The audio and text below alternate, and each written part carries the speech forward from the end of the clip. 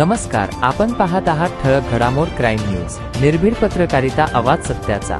2 वर्षापासून फरार असलेल्या मोक्याच्या आरोपीस आंबेगाव पोलिसांनी केले जेरबंद।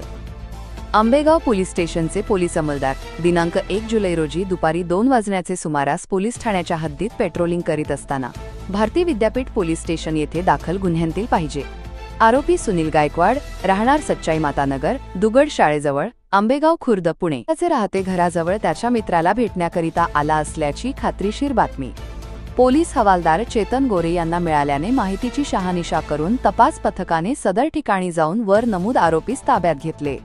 त्यानंतर त्यास आंबेगाव पोलीस ठाणे येथे आणून त्याचं नाव पत्ता विचारला असता त्याने त्याचे नाव सुनील संजय गायकवाड, वय 20 वर्षे, काम काही नाही, राहणार अटल 10, सच्चाई मातानगर, दुगड शाळेजवळ, आंबेगाव खुर्द, पुणे असे असल्याचे सांगून गुन्हा केल्याची कबुली दिली।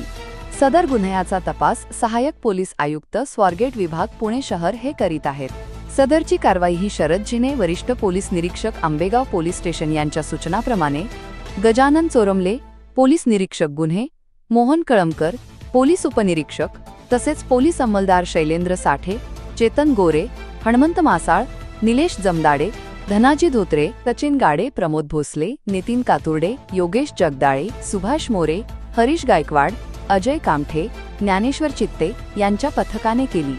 प्रतिनिधी अविष्कार फुले सोबत ठळक घडामोड।